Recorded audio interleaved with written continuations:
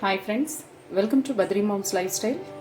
ఈరోజు నేను తోటకూర పులుసు ఎలా చేయాలి అన్నది చూపిస్తానండి. ఇది పాతకాలపు వంట అయినా కూడా హెల్త్ పరంగా చాలా మంచిది అండ్ టేస్టీగా కూడా ఉంటుందండి. సో ఇప్పుడు నేను తోటకూర పులుసు ఎలా చేయాలి అన్నది చూపిస్తానండి. ముందైతే ఒక చిన్న సైజు తోటకూర కట్ట అయితే తీసుకున్నానండి. ఇది నీట్గా క్లీన్ చేసి పక్కన పెట్టుకోవాలండి. సో పులుసు చేసేటప్పుడు ఇలా కాడలు ఉన్నా కూడా మనం కనుక వేసుకుంటే టేస్ట్ చాలా బాగుంటుందండి. సో ఇలా కాడలను కూడా వేస్ట్గా పడేయకుండా ఈ పులుసులో వేసి ఉడకపెట్టుకుందామండి.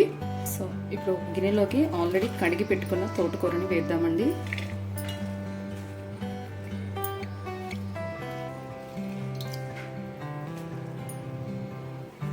ఇప్పుడు పచ్చిమిర్చి కూడా వేసుకోవాలండి. సో ఇప్పుడు దీంట్లో కారం ఏమీ వేయమండి. సో పచ్చిమిర్చి మన కారాన్ని బట్టి వేసుకోవాలండి. నేనైతే ఒక 6-7 పచ్చిమిర్చి అయితే తీసుకున్నాను. దీంట్లోకి నేను ఒక 3 చిన్న సైజు టమోటా తీసుకున్నానండి. ఇప్పుడు టమోటా కట్ చేసి దీంట్లో వేద్దామండి.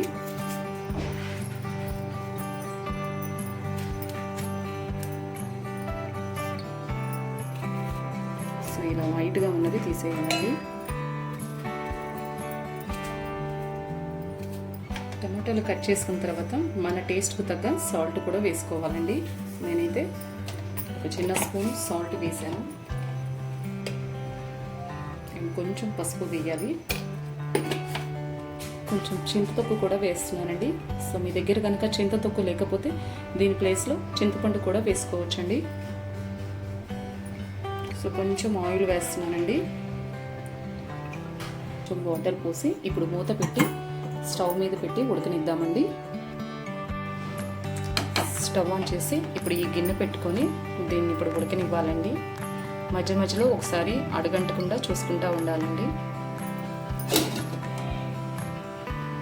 మూత పెట్టేసి కొంచెంసేపు తోటకూరని ఉడకనిద్దామండి.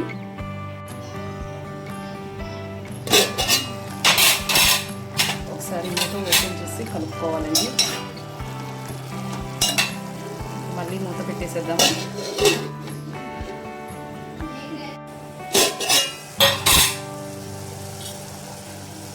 తోటకూర అయితే ఉడికిపోయిందండి. ఇప్పుడు స్టవ్ ఆఫ్ చేసి దీన్ని మెత్తగా పప్పు గుత్తితో రుద్దుకుందామండి. పప్పు గుత్తి కనుక లేకపోతే మిక్సీలోనన్నా వేసుకోవచ్చండి.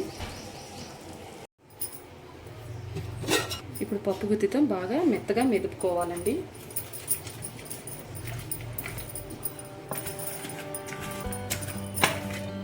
పప్పు గుత్తితే కాబట్టి వేడిగా ఉన్నప్పుడే మెదుపుకుంటే తొందరగా మెదిగిపోతుందండి. సో మిక్సీ వేసేటట్టయితే కొంచెం చల్లారిన తర్వాత మిక్సీ వేసుకోవాలండి.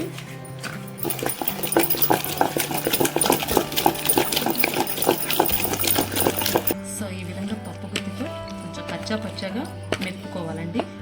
ఇప్పుడు మనం దీన్ని తాలింపు పెట్టుకుందామండి. స్టవ్ ఆన్ చేసి గిన్నె పెట్టుకొని ఇప్పుడు ఆయిల్ పోసుకుందామండి.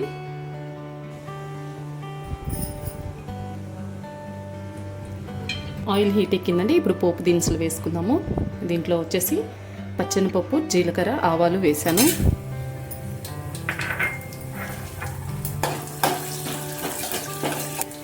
ఎండుమిరపకాయలు కూడా వేయాలి.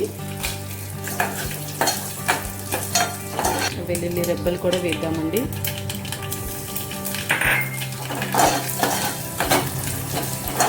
ఒక చిన్న మీడియం సైజు ఉల్లిపాయ కూడా కట్ చేసుకొని వేసుకోవాలండి. ఉల్లిపాయలు వేయడానికి కొంచెం లైట్గా సాల్ట్ వేస్తున్నామండి. ఆల్రెడీ మనం ఆ పులుసులోకి తోటకూర పులుసు ఉడికేటప్పుడు సాల్ట్ వేసాము. ఇప్పుడు మాత్రం కొంచెం సాల్ట్ వేసుకొని ఆనియన్స్ని ఫ్రై చేసుకున్నాము. కరివేపాకు వేసుకున్నామండి. కొంచెం ఫ్రై అయితే చాలండి. ఆనియన్స్ మరీ ఎక్కువేమీ రోస్ట్ అవనవసరం లేదు. ఆనియన్స్ రోస్ట్ అయిపోయినాయండి. ఇప్పుడు మనం ఆల్రెడీ రుబ్బి పెట్టుకున్న తోటకూరని అయితే దీంట్లో వేద్దామండి.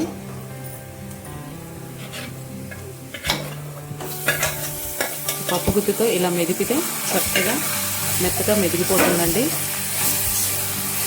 ఒక 2 మినిట్స్ మూత పెట్టేసి మగ్గనిద్దామండి.